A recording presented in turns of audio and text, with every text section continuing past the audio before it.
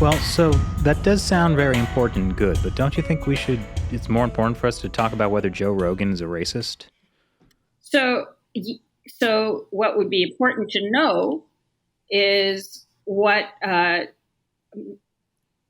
Chinese PLA-backed mass customized manipulation is happening online to make us have that discussion. They're controlling the narrative. There is an attempt to create division. Right? They don't even, in many cases, they don't even care that much about the narrative. They don't care whether you're pro-vax or anti-vax, but they want you at each other's throats.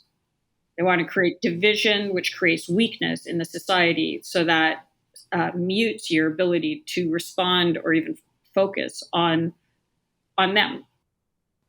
I think that's really important for people watching to know, because we all get caught up in these, kind of wedge issues, and we feel that oh, I'm really mad at this person.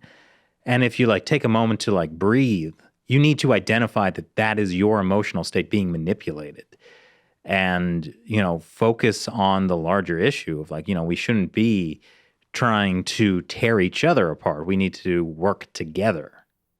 So it's tricky because successful political warfare builds off of a kernel of truth, right? Mm-hmm. So then it becomes very difficult to disaggregate. So you have the legitimate ship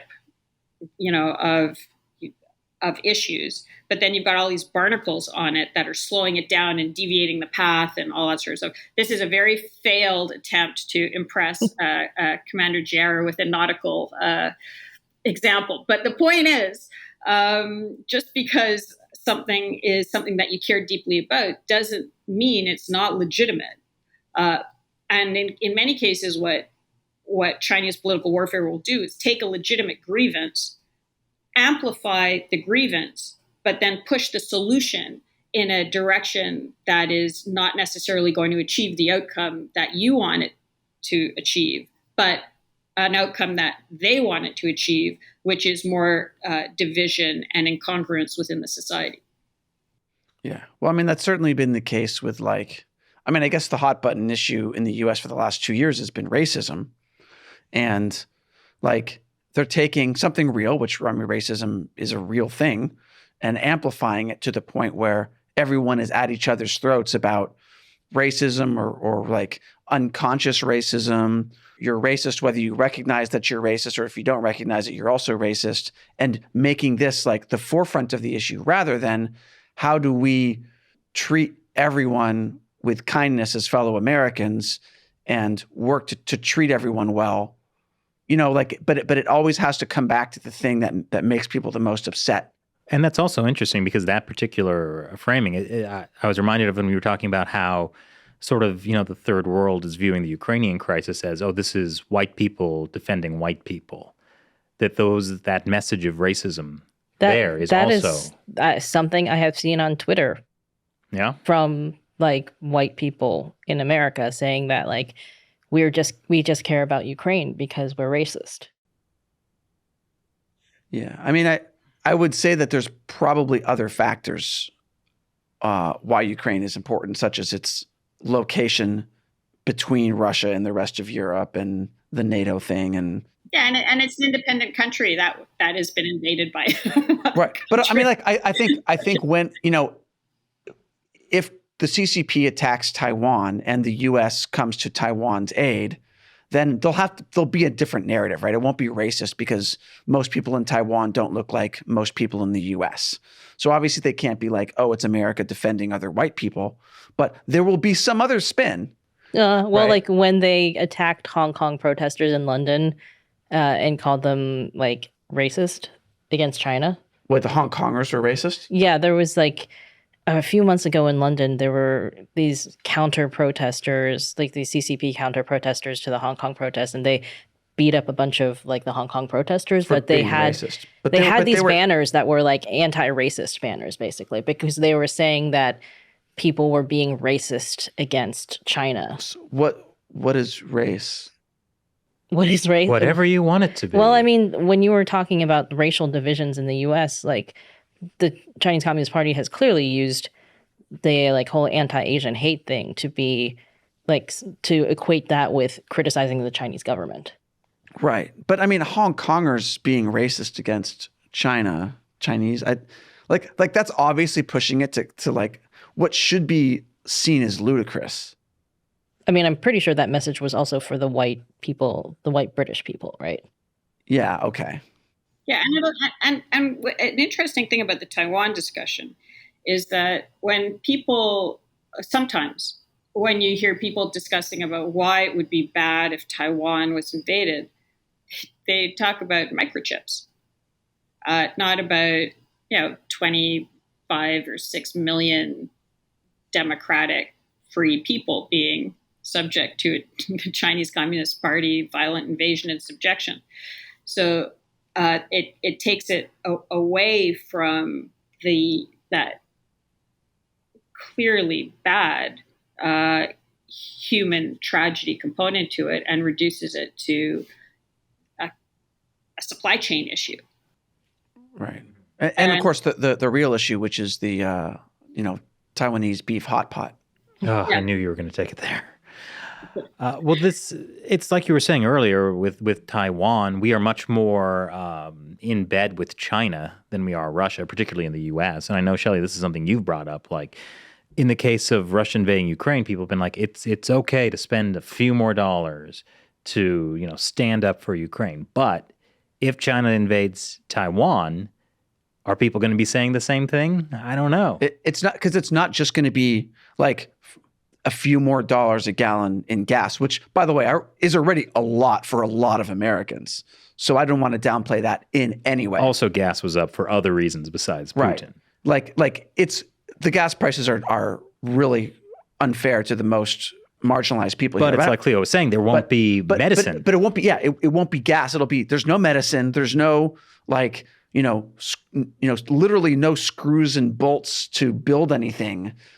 There's no electronic components to wire your whatever. You can't buy phone chargers. Like the basic things that we need to survive in this country have been outsourced to China. The iPhones to watch TikTok, which TikTok already belongs to China.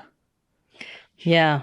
Yeah, we're in big trouble. So we better, like I said, if I were president, which is never going to happen and probably shouldn't, I would try to get these American companies to pull out of China. But as you point out, Cleo, you got to do a lot of other things first before you can convince these companies that they got to pull out.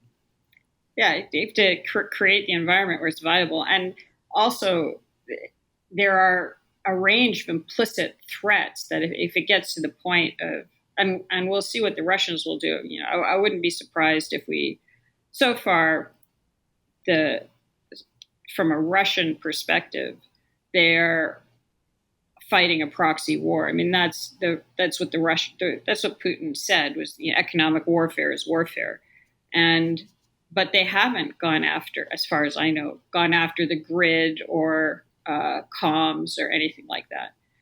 And I'm not sure why they may not want to escalate it like that. But I suspect China would do it a lot quicker. They'd be a lot faster off the mark to do it.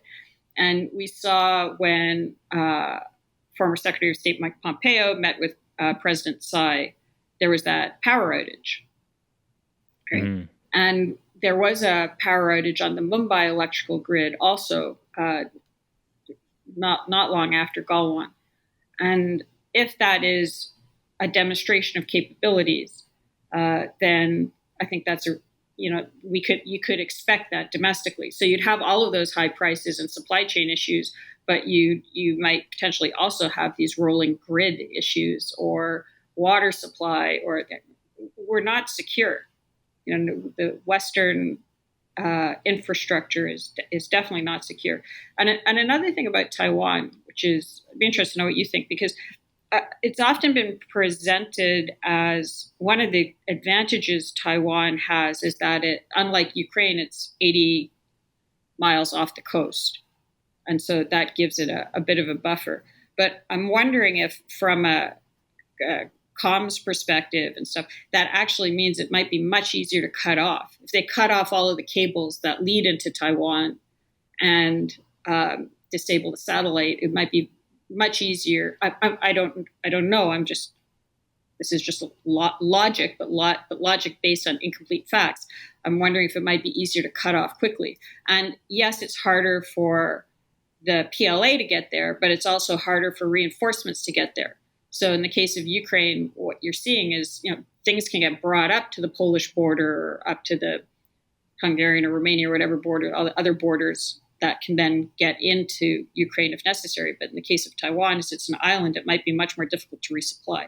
That's a great point because, a lot of the invasion of Ukraine has also been a narrative battle, which at least in the U.S. it seems like Putin has been losing that war because, we're able to get footage of, the maternity ward that they have bombed. There are reporters inside of Ukraine. But if China is able to successfully cut off the internet from Taiwan, and if there aren't a bunch of, reporters headed in there, there's just a lot people won't see or know. On top of that, you'll have people abroad arguing that, this is not a fight worth having. It's so small, yeah. And if you don't see the maternity wards in Taiwan being blown up, that could be effective. I mean, I think that, I'm thinking about China, the Chinese Communist Party basically cutting off the internet in Xinjiang for like a year back in 2009 when there was the unrest that happened there. So I'm sure they would try to do it.